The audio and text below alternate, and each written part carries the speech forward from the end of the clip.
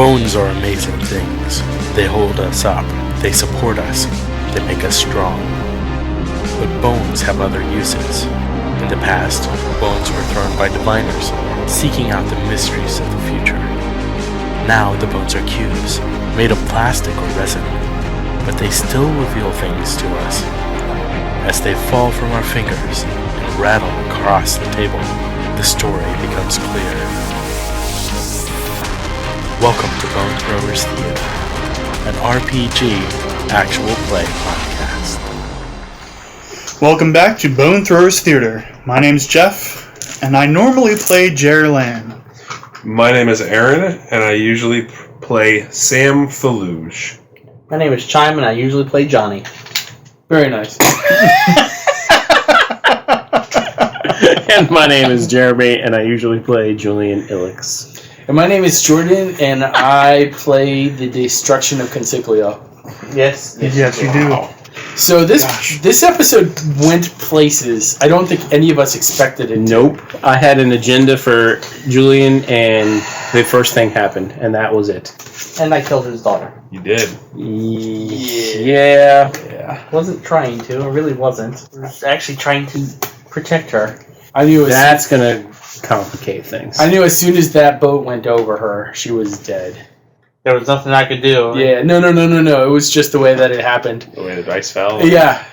For a podcast that's named all about from throwing the dice, Lady Luck did not treat you all well tonight. No. We used a lot of points. fate points and character points. Yeah. Just trying to get what we normally would have as reasonably acceptable rolls. Yeah.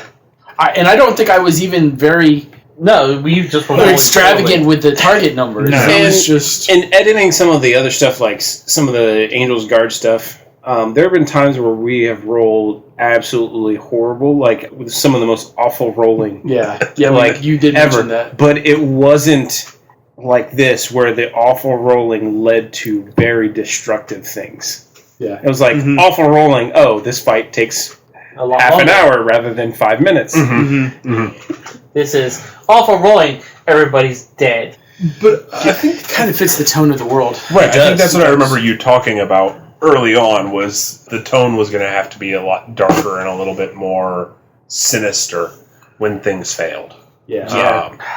And it really is. Choler really is dead, is. that's all I can say. It's all his fault. It is all his fault. I really hope that the building crushed him. Should have shot him when he harassed me in the street. Man, you guys have it out for Choler. I don't know why.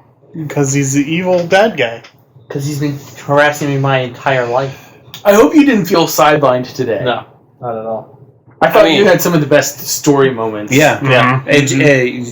Honestly, the scenes with Chime drove the plot tonight. Yeah. It did. And it was the rest of us trying to catch up. Yep. The first thing that I had only written down 3 things for my outline tonight. And honestly, we'll talk about this in a little bit. I think that it lent to a really creative structure for this series of episodes we played tonight. But what I had written down was Choler apparently hears that Chime is looking into Aralai's GX-35. He tries to kidnap Chime. That's all I had written down. Which I wasn't at all, but... Well, right. It was secondhand, kind of. Yeah. So how did Choler find out? the security cameras. Oh, I didn't even think about that. Yeah. If you had looked on the security cameras, you would have seen that Choler was actually following. Right, and I assumed so. Yeah. But, not metagaming, I knew that Julian would have no reason to look at those. Right. At that point in time. Yeah. Mm-hmm. No, I totally get where you were coming from. He just took note that, security cameras. Okay, this is... They're really watching this place now. Yeah. For the council. For the council. I thought that was a good moment, too. With the three of us in the park trying to figure out where to go next, and we're just all looking up at the security cameras, security cameras, and then I was say, okay, we're done talking. For the council, let's walk away from here.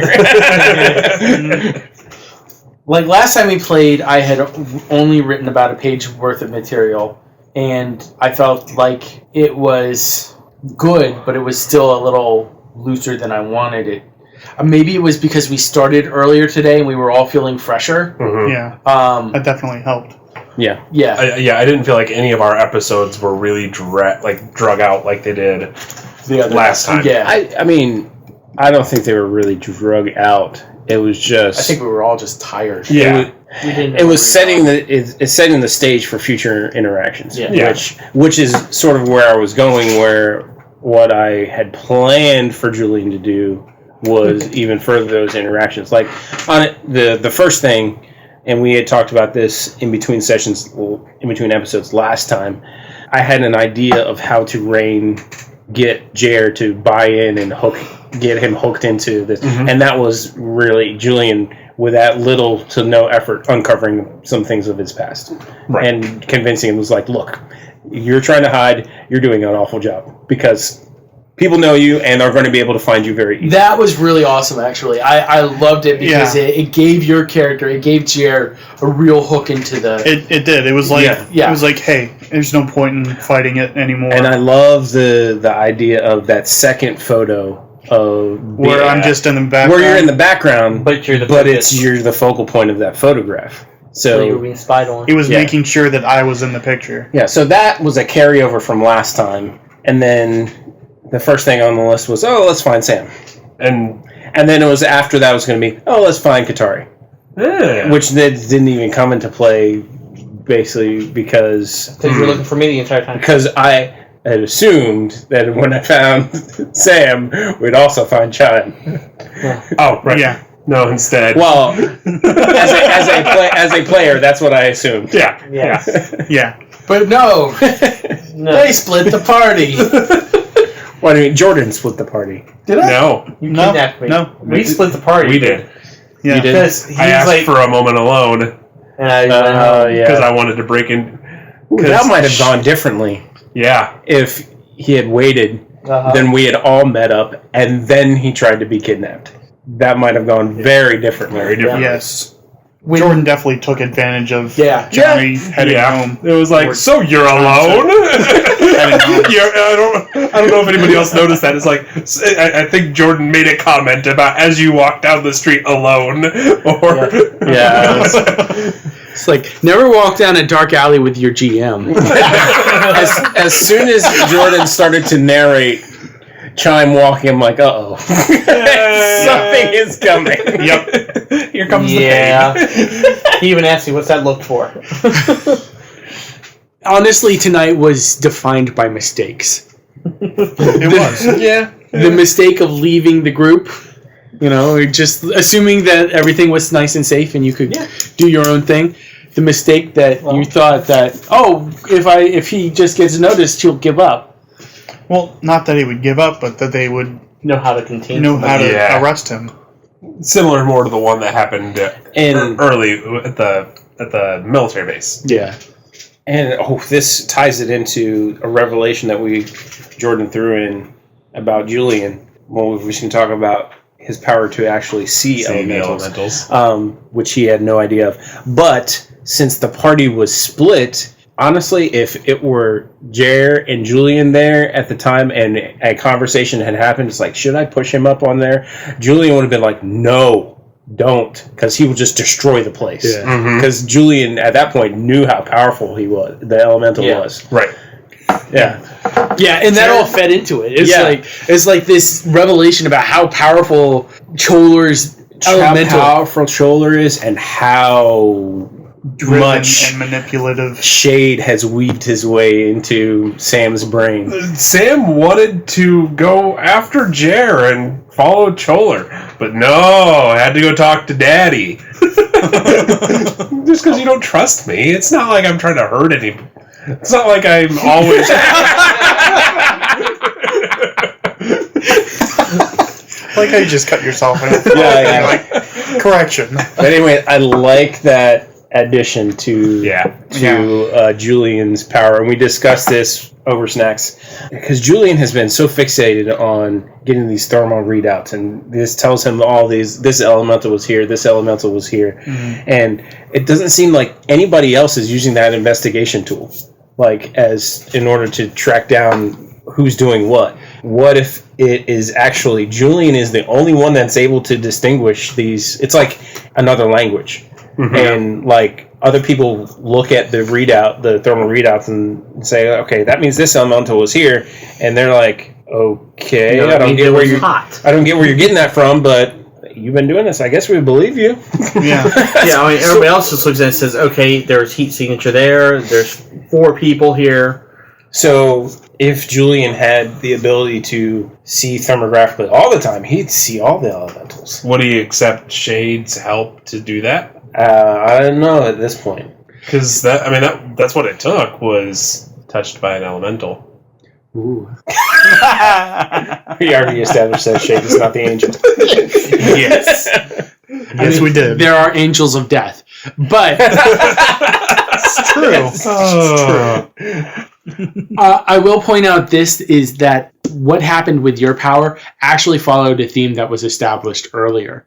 The idea that you can combine 2 people's powers to produce a new and interesting effect. Oh yeah, because Yeah, with the fire and salt. Yeah. To age things. well, there's that, but then the afterthought of why is Julian the only one chasing after these thermal images? Right. It kind of compounded that idea.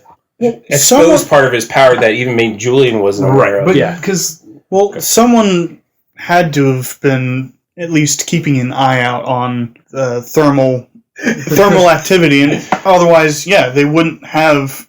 Well, Thermal. But I was thinking about there seems to be a lot more thermal cameras around than there are regular security cameras. well, you can tell. So it's like, is it cheaper to produce and monitor the or maybe the thermals? council's more concerned about the movement and tracking of the elementals than they are movement and tracking. Julian's Yeah. thought process behind it is the thermal the scanners can see through walls, so even that too. the council can tell there are this many people in this building. From Julian's thought process, that makes sense to have. Yeah. Just wait until they start introducing the thermal drones. Have you seen them? Have you seen some of the images? The thermal cameras you can buy online to stick on your drone. Yeah. Oh no, I hadn't even heard about that. Some I of was them just, Yeah, no, it's some a of real them are thing. Pretty good quality That's a thing. I heard for a about that last $30 week. camera. It's kind of creepy. it's kind of scary when life starts emulating your game. I anticipate there will be drone regulation. Oh yeah. It's already there. It's Well, just not- the FAA, yeah. as well as the FTC, FTC that's also concerned with FCC frequency. as well. Yeah. So there's definitely regulations, and then there are Yeah, but right now they're very loose regulations. there are also local regulations that prohibit flight in certain areas. Yeah. As technology advances, they'll have to put more and more restrictions on it, or else people will use it for bad Right now, things. you only have to register drones that are over a certain size. Right. Mm-hmm. There's that video. I can't tell if it's fake or not. I was most likely it's fake of this huge drone where a guy has hooked up a hammock to it. He's like, Yeah, that's fake. It'd be awesome if they were real. But anyway, this isn't the drone show. Have you seen one more thing? I think they're called paragliders. It's a big go-kart motor that's attached to a parachute and a fan Yeah. that you kind of run with and you just fly. Yeah, those are real. Yeah. Yeah, I want one. They've I want one. they've been around for a long time. Yeah. Okay. Yeah, So anyway, that power. I like it. I was like, okay, well, things are just going off the rails in this town. The aqua rails. They're going off rails. Off the aqua rails. Aqua whales. Aqua rails. Aqua whales. Aqua rails. It's the newest big opera. It's like the orca, but the opera. I don't know why we decided to name it something so hard to say. Because aqua rail sounds cool. It does sound cool. When you can say it right. Yes. It's a really cool idea for. It's a great technology. Thank you, Disney. Because the idea comes straight from this. It's a small world ride, and I've never been on that one. Be glad. It's 30 minutes of the same song. You know similar things. Like the Love Canal and all those types of things where you get on a boat and you just float through.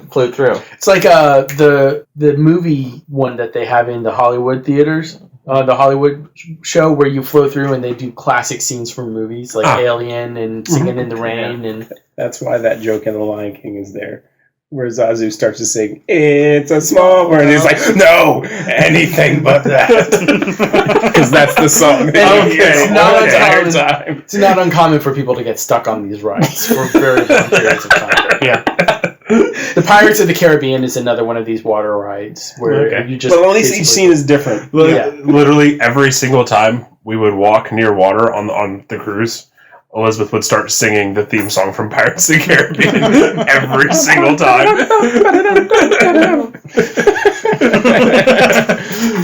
Yeah, so who knows what's going to come into the dome? Oh yeah, Ooh. there are some pretty nasty creatures. But they're all in the preserve. Julian had no, they're not all in the preserve. Julian has some experience outside of the dome. Sam's all been official travel, so it's not been really. Well, yeah, but you still have to transport between. Yeah. And there are long distances between. So let's go ahead and talk about. Okay, sorry. Oh no, go ahead. I was going to bring up some other points some other revelations that came out about sort of the way things worked. Like we said that almost all of Julian's beliefs were confirmed, and especially with Aelin, with Chime's conversations with Aelin. Yes, elementals retain the consciousness of their previous proxy. I'm so sad that Aelin died because I wanted you to finally get back to her, and then she just looks at you and goes, "Hello, son." Well, he already had that suspicion. Yeah. Yeah. I had another revelation of something that could have been with Aelin as well. The fire elemental bonded with her at a very young age. Mm. Like, she was already a proxy at the age of 2. Yeah, that's extremely early. Which is surprising that she survived that bonding. Well, there's that, and there's also, there had to be, the elemental was, in a sense, trying to hide at that point by bonding with someone that is that young. And Julian, or if you remember from his background, that's his adopted daughter. It was not even his daughter. And he's sort of adopted her from the mother who was in the riots who died. Yeah. So who knows? Maybe that mother was part of some organization trying to hide this elemental, and that wasn't even her real daughter. Right. Oh. Maybe she was. I was thinking as I'm thinking through this, and I know Jeff and Aaron are across the table from me. I was making faces all night, looking up in the corners. Yeah, he was making all sorts of connections in his head. I was like, I wonder where that one leads. I wonder where that one leads. So I was thinking, it's like, what if the fire drakes have been after this elemental for as long as they decided to break away from Healing Hands? Powerful elemental. Yeah, because it's a very powerful elemental. And her mother at the time was actually part of the Healing Hands, trying to keep them away from the fire drakes. Right. So yeah, all those things. So now you guys know what I was like. Making faces. It's like, oh, what if this is happening? What if this is happening? Mm-hmm. I also need to point out, Sam feels that she has Julian's number. 100%. Sam's got Julian down. What do you mean? Because Sam walks into Julian's apartment and finds the board, finds the fact that Julian's kind of neurotic about finding the information. So when Sam was discovered by Julian's apartment, Sam's like, okay, here's the information you think you want. And just starts giving you information. You know what will happen? Julian's like, okay, we'll work together. Despite the fact that I broke into your apartment, rifled through your things. You didn't even... And so it's like, Sam's kind of feeling pretty good about itself. Well... And we'll see what Sam happens in the future. Part of that was metagaming. Sam needs to nail down the pronouns, first of all. Yeah. It was more of, there's an issue, but there's a more pressing issue at the time. What I was trying to do ever since the beginning of last session, when Julian learned that there was that connection with all of these cases with his daughter, right? That was his focal point. Just give me the information. Nothing else really matters. And when... I'm going to have to be the one that tells you your daughter's dead. We'll get there. When it's said and done and the dust settles, then he will tell everybody else how it is. I'm going to have to be the one to tell you. Mm-hmm. That's not going to go well. No, it's not. Once that scene happened, I was like, all right, let me think. Let me think of how Julian is going to respond to this. That's why I pulled out my original paper and I looked at what my beliefs were. Uh-huh. And there's one belief on there which dictates how I'm going to respond to that. How Julian's going to respond to that. So, Choler killed your daughter. So we'll see how How that it comes comes into play. Oof. You talking about a dark campaign? Yep, it's going to go there. Yeah, it went places tonight that none of us expected.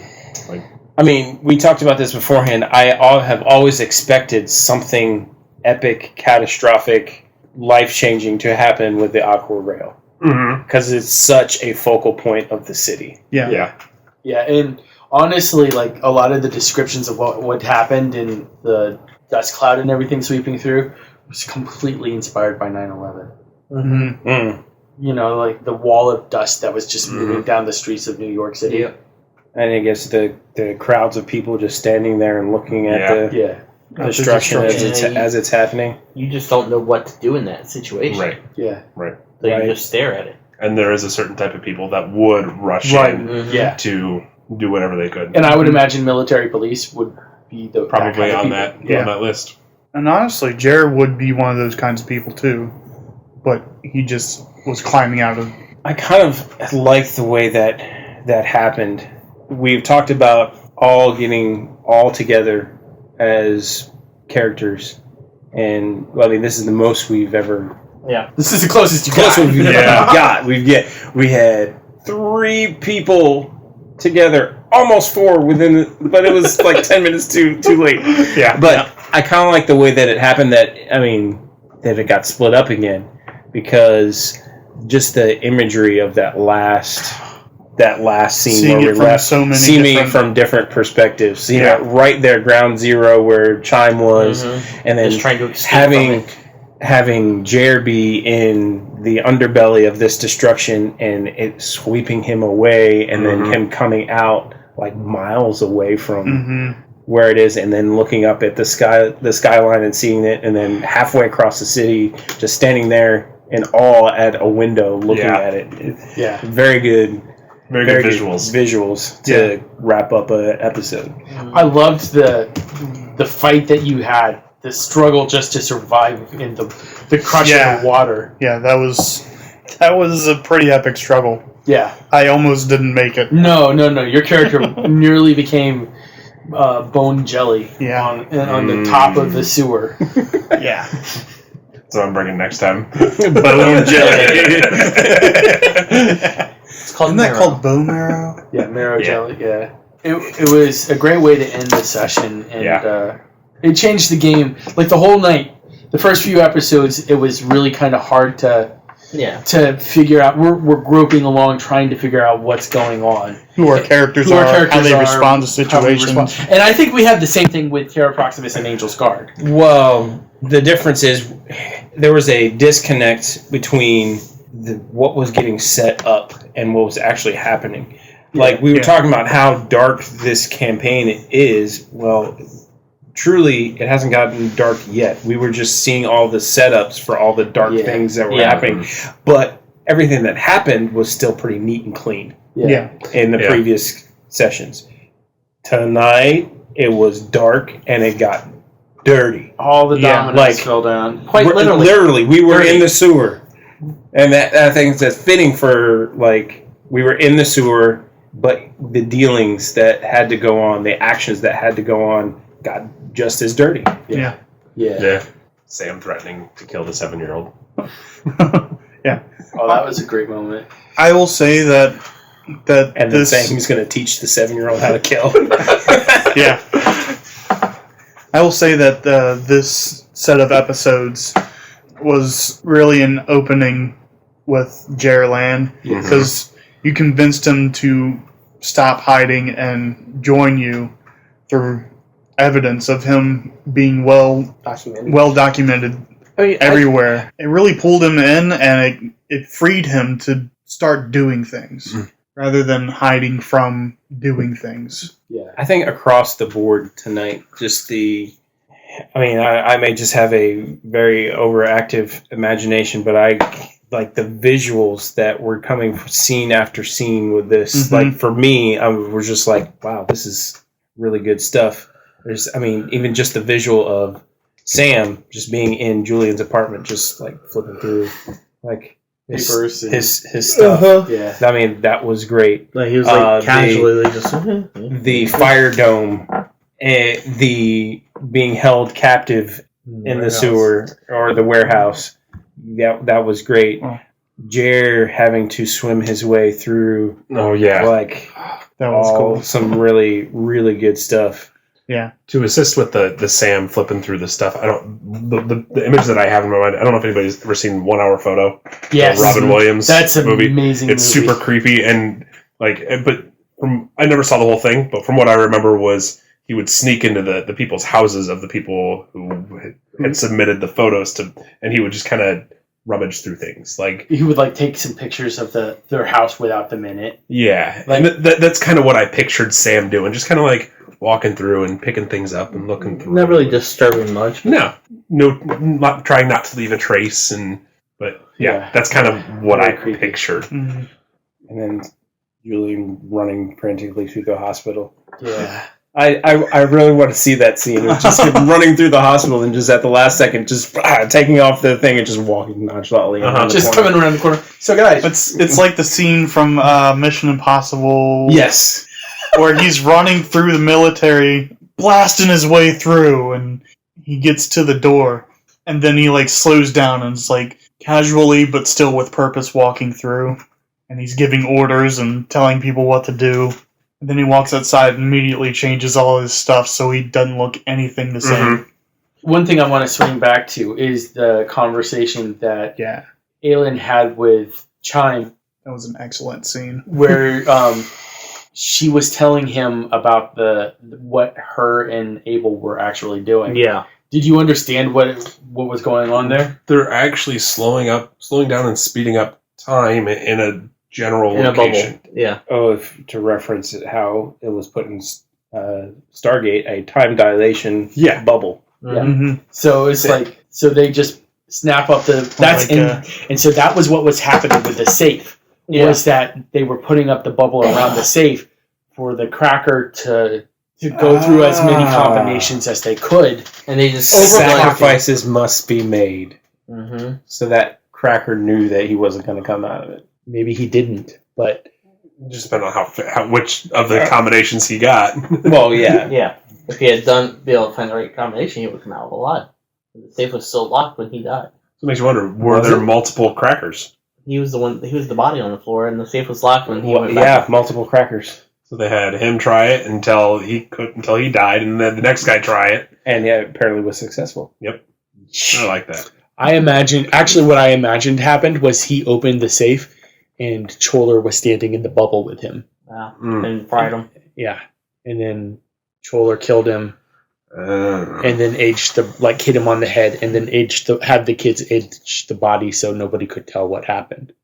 So it wasn't an aging spell per se, but it was making time move faster. Yeah. Sort of like the time bubbles in... That's actually where I got it from. The magic I found about it, I found the description of it because I was reading Brandon Sanderson, where they go through and they collect all of his quotes from where he answers questions in book signings. And one of them, he says, so there's this actual kind of magic called allomancy, but it's spelled differently. So I looked it up, and I saw that it was where you use salt and fire to forecast the future.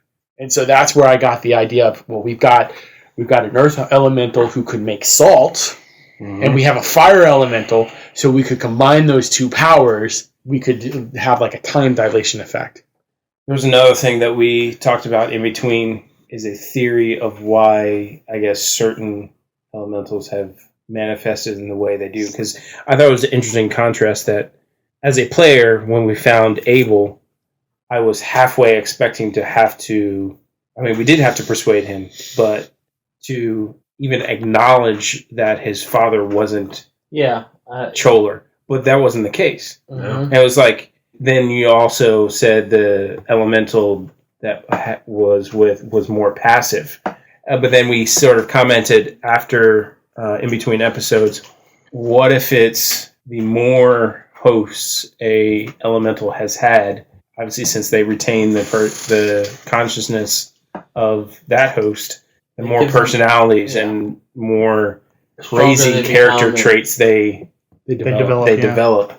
On the other hand, it's a little creepy because that means that Abel was going along with everything Choller was doing. Right. Willingly. I mean, great, as a 7-year-old, so how much do you understand? But... Well, also you have to remember that the elementals impose their own Shaving on the traits. personality. Yeah. Traits on the personality of the host. Right. Which, thinking back to Aelin a little bit, that sort of begs a question. How much did the actual girl, Aelin, have control over her body? From the beginning. From the beginning. Probably very little. Yeah. Like, if this has been a fire elemental that has been uber powerful and troublesome for, I don't know, how many years? Yeah. And that's partially what I was trying to get at when I was asking her, and kept asking her over and over, who am I talking to? Yeah. You know? Because it became apparent at one point that there was, when Jordan was talking as Aelin, or the fire elemental, to Chime, at one point I was like, wait, they've switched. Yeah. Like, it's like he's talking to a different person now. I don't think that Aelin could distinguish between herself and the fire Yeah, elemental. that she couldn't tell the difference. Well, In her Maybe mind, that's a result of the being bonded so young. yeah. That in her mind, they are the same person. Right. I mean, and that's like after that scene where she erupted in fire. I'm the only one you're talking to. This is me. Right. I changed the approach I took with her. We have been talking for a long time about how awesome tonight was. Yeah. Yeah. Let's go ahead and go move into character points. Everybody gets 15 from me. Yes. For the darkness. You all. So here's For the thing. darkness. You were spending character points like candy tonight. We had to. Yeah. Like, if Jeff had not spent character points, Jeff would be talking about, okay, what character are you going to design next? Because he would not have Jerr Lan anymore. Like, how many did you actually spend? Like 7? Over the course of the night? Over the course of the night, I only spent 5. 5? Okay. But I spent 3 Just on of the rolls. fate points. Yeah, we all spent some of our fate points. I don't think any of us I spent 2. spent 4. And I spent 2. I spent 3. I spent 4 character points. I spent 4 character points. Yeah, I mean, we were spending tonight like crazy. Yeah. Because we were rolling terribly. Yeah, I love it. The roles we were making for our characters were very important roles. Yes. It's like, as a character, Julian thinking, this needs to happen. Yeah. So the person controlling the character is like, yeah, you got to spend a fate point on this. Yeah. You got to spend a character point on this. You have to. Yep. Again, I think this is a session where we have, in a sense, maybe hit a stride with the characters. Like, So we really know how they actually work. Yeah. how they're. So we know. Oh, yep. There's been This is something our character would be really wanting to happen. Yeah. Mhm. Yeah. All right, let's go ahead and talk about who advanced their character the most. Jerr Lan. Yep. Really? Jerr Lan. You have gone from hiding to full-fledged in the fight. Chasing after on your own in a situation where you would have been like, peace. And displaying the abilities. Yes. Like, not just... Your powers were kick-ass tonight. Yes. Yeah. Like, your use of the powers and how creative you were with them was top-notch. Going back to the imagery, but that's like a superhero-ish like image. The end scene, you crawling out of the sewer, wet, disheveled, and looking up at destruction. That's like superhero-esque. Yeah, I did sort All of have in my alone mind, like, by yourself. It's not like you had a cadre of people coming out of the sewers with you and you're like, yeah, we're a group. It's like you by yourself, panting, like, been through almost to the brink of death and looking up at destruction. Yeah, That's I like survived that. superhero. Yeah. Like, definitely got a vibe of, like, Arrow or Batman from yeah. the way that turned out. Yeah. Yes. So hands down, development of character, Jerr Lan. Yep. All right, sounds fairly unanimous. We'll actually give 2 points tonight for these. Ooh. I think that development of character is worthy of 2 points. I mean, yeah. So, who had the best role playing tonight? I'm actually gonna go with That's my first Chime. My first nomination as well is Johnny. That scene with Aelin. Yeah. Was that was a hard scene. It was. It was a very hard scene, but you stayed in character, and I think that your character did a lot of growth in just that scene. Well, yeah, because like the way that he kept his cool in the midst of being confronted with a fire elemental. Yeah. That was essentially the brain of this child. And also that you got surrounded, in another scene, you got surrounded by a dome of fire. Yeah, that was kind of freaking me out. Yeah, there's that. I mean, and then in the sewer, I mean, I thought Aaron, when that whole exchange when you had to grab Abel and that whole shakedown, like that was some good role playing. Right It was. It was definitely in character. And then at Julian's apartment, that was also some excellent role playing. It was. That was fun. Yeah, I love that episode. That scene Was a lot of fun. That scene was a lot of fun. Yeah, that was a lot of fun. I'm just like you. At one point, you're like, "Hold on, are you still inside and out outside the apartment?" And then I love your take on how to try and get into the hospital too. Didn't work. It didn't. It was close. It was and so we close. talked about it because it was the rolls. Yeah, it was the rolls. But that was. I even said it as soon as we said it. You started to roll for it. It's like I like this approach. and that was going to be my approach if we had ran into any guards on the street, of just greeting them for the council and keep on walking, and let them try to stop someone who is claiming council business at 3 a.m. Yeah, and if you think that's a good contrast of how I'm assuming your military background, Sam's military background would have. I thought you were talking about my personal. Sam's military background with the whole spy thing would have played into it, and then contrast with Julian's, right? And he even alluded to it when he was talking with Jerr. It's like his role as an investigator is very give and take. It's all on building a relationship, a rapport with somebody. Mm-hmm. And if he gets stopped by somebody on the street at 3 a.m., he has no rapport with them. Right. So why he's going to try and skirt around that. Right. And you think about it, the only time he did try and use his rapport was when he was coming up against the guards who he had already introduced himself to. Yeah. Yep. So one of the things that rereading Dresden Files, and one of the things that he talks about is getting far with a box of flowers and a name tag. Yeah. Just pretending that you're supposed to be where you are. I belong here more than you do. So how about you back off and give me some space? I actually just finished Grave Peril myself. Okay. Yeah. That's the exact same thing like when you're in high school, you know? If you're skipping class, you walk through the hallway like you're supposed to be in the hallway. Oh, we're not even giving this as advice. No. Stating a fact. Well, I can tell you that two of us were homeschooled, so in high school that works. I was in ROTC in high school, and on Thursdays when it was uniform day, you had ribbons on your uniform.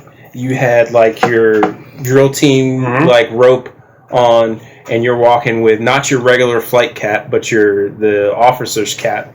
And you could just stroll straight down the middle of the hallway. And there were things called a hall sweep, where if you were in the hall after class had started, the administrators was, you're in the hall up against the wall. We're taking your names, and you get written up. There's, I don't know how many hall sweeps I just walked by in uniform, carrying my cover, and just walked right by. And the administrators just looked at me and gave me a nod, and I just kept walking. Well, if you walk like you have purpose, like you're supposed to be there. Yep. Instead of doing the, I gotta hide because they're going to suspect me. And that goes back to the same thing. It's like you're walking somewhere and you look like you belong. Hey, they're on a mission. Yeah. Okay. The best way to hide is in plain sight. Yep. Not so anyway. Quote, not by Jerr Lan. Yeah. No, it's not. Back to best role playing. I'm with Chime. I would have to say Aaron. Don't get me wrong. Oh. Chime's scenes were fantastic. I just think there was just more from Aaron that showed diversity. So that's my vote. But my first thought, yes, was for Chime. My vote is for Chime. All right, you get 2 character points there, Johnny. Now for the hard one. Oh, No. I will say, we knocked snacks out of the park tonight. Yes. We did. I would agree with that. Oh my goodness! Everything was so good. We started off right out the gate. Jeff brought pizza bagels, and they were fantastic. Not like pizza bagel bites that you homemade buy, pizza bagels. like a full bagel. Yeah. Pizza sauce and With cheese pizza and sauce. toppings. And the meat was like overflowing and hanging off the cheese. You know when Jeff is having a good day when he shows up with a huge, overdone meal's worth of snack right there. And then we moved on to Johnny's pot stickers. Oh, yeah. Spicy pork pot stickers. So the homemade, what kind of sauce? Homemade, yeah. Dumpling dip- sauce. Dumpling sauce. Yeah. Yeah, which was fantastic. And then we moved on after the next episode to Aaron brought Meat and cheese. and cheese, and there was The elk sausage was so good. Oh my gosh, we were all so good. I love that with the smoked Gruyere. Mm-hmm. Yeah. Yeah. I know it wasn't quite your taste because it was too sweet, but the combination was great for me. Yeah, the elk sausage was. Sweet meat to me just seems Mm. sweet meat. I'm not. No, none of you are sweet meat. Meat should be savory more than it should be sweet, or it's got to have a nice contrast. If it's a little sweet, it's got to have some Spice or some something. spice. Yeah, Some spice or like Spice? that salt that kicks up the. If there had been a little bit of chili in with it. Yeah. Oh. That would have been phenomenal. Ooh. Make it chili and put the elk sausage into it. I almost. I made a homemade hot sauce this week, and I almost tried to think of something I could make with the homemade hot sauce. And then the last snack we had was the strawberry cake. It's don't remember where this line of recipes comes, but it's basically you take just a cake mix box and you take a can of some flavored soda, and you can make different combinations of types of cake with the cake flavor and the soda flavor, and you mix them together. So I had a strawberry cake mix with a cream soda, and that was supposed to be like a strawberry shortcake, and it tasted like a strawberry. It was really good too.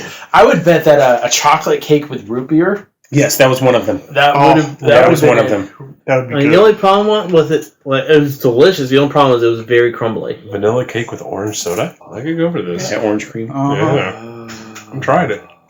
Or orange with lemon cake. That would taste like Mountain Dew. Yeah. Yeah, and basically there's no other ingredients. You just the cake mix box says, "Oh, you do 2 eggs, some oil, no, you just the soda and the cake mix." It worked out really well. Yeah, It was it was good. good. It was very tasty. So we thoroughly enjoyed everything that was brought tonight. Yeah. Yes. Like, thoroughly. Yes. Like, had any of those things been brought on another day, I think any of those things could have won. Yes. It's like a couple sessions ago we had Takis. Yeah. That was last session. That was Two sessions ago. Yeah. Oh yeah, it was 2 sessions Didn't ago. the Takis win? The Yeah. Takis won. So I mean, I did not expect those to win at all. And Yeah. but everyone's like, man, these are so good. These are Yeah. So we go from if Takis to elk sausage. It's like no rhyme or reason. Yeah. Wait, let's think about this. Wait. We had some pretty good. Yes, we had excellent rolls that night. Oh, you think that the snacks and the rolls are correlated? We had excellent rolls that night. So we all need to bring cheap. We need to bring cheap snacks. No. All right. I call the Doritos.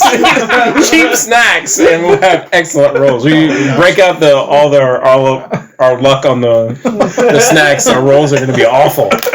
I almost thought about bringing ice cream sandwiches. Oh. Yeah, that was my thought. I was like, oh, that sounds good. So, But I don't think that would have held up against. No, probably wouldn't. Yeah. All right. So who gets the point? my vote's for the pot stickers. My vote is for the pot stickers. Hands Hot down. stickers. Thank you. I mean, as much talking as we did about everything, and then it comes down to vote, and everyone's like, "Nope, pot stickers." Literally, we took the lid off that pot, and within 5 minutes, it was gone. There was like 50 of those pot stickers, and we all just said, Yeah, they were devoured so quick. You know, the funny thing is, stickers are my I went to the grocery store looking for pot stickers, and I couldn't find any. And I was so upset because I couldn't find pot stickers. And then Johnny shows up in here. I'm like, "Oh, what'd you bring?" "Pot stickers." Oh! A man after my own heart. Yeah. So pot stickers, you get 2 points. All right. Yeah. One last thing. Still in a camp, we are 3 sessions into this campaign, and there are guns present. I don't think a shot has been fired. No, not at all.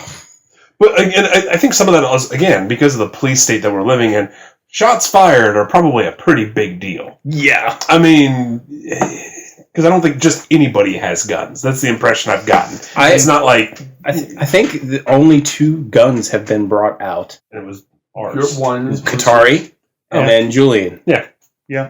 But I kind of like that. The only ones that have brought out guns at this point. Though I'm not gonna lie, Jer's gonna start carrying around his fire axe. Yeah, just like stick it in. Yeah, there was a point where we're in there, and I was thinking, it was like, if stuff starts to look like it's going to go down, and Jer's next to me, he's going to reach into his coat and say, "Take my machete." And my axe. Take my machete. You will need something. Yeah. Yeah, I was debating whether or not I was actually carrying my my pistol around with me when Chime accosted me in the street. And they said I wasn't. Choller, yeah. I accosted myself. When I saw myself in the mirror, I'm like, "Oh man, I better shoot that ugly son of a-" Yes. When Choller accosted me in the street, I was like, "Did I have my gun with me? Should I shoot him?" No, I wouldn't be carrying my gun around with me like this. Well, no, you Julian does. Yeah. Yes, the Julian's a lot more unofficial than Chime. Also, maybe a little less naive. Yeah. But guys, great evening tonight. Yeah, great day. Definitely. This was a lot of fun. Probably some of the most fun I've had in a long time, and I might just go to this half-ass approach for preparing notes because everything just went so well. I can't really argue with the results. Yeah. So, all right. I think we're going to put a cork in it. Thank you so much for listening to about a month's whole episodes of Bone Throwers Theater. We've really enjoyed them. Thank you for listening to Bone Throwers Theater. Our cast is Aaron, Jeff, Jeremy, Johnny, and Jordan. We are releasing this podcast under a Creative Commons Attribution, Non-Commercial, No Derivatives 3.0 Unported license. That means that you can share the podcast, but please do not modify it or try to gain financially from it. If you would like to visit our website, you can do so at bonethrowerstheater.com. If you would like to send us an email, you can do so at bonethrowerstheater@gmail.com. Our Twitter handle is @bonethrowerstheater, and also you can look us up on Facebook. And until next time, may the bones fall ever in your favor. This has been a Nerd Circle podcast production.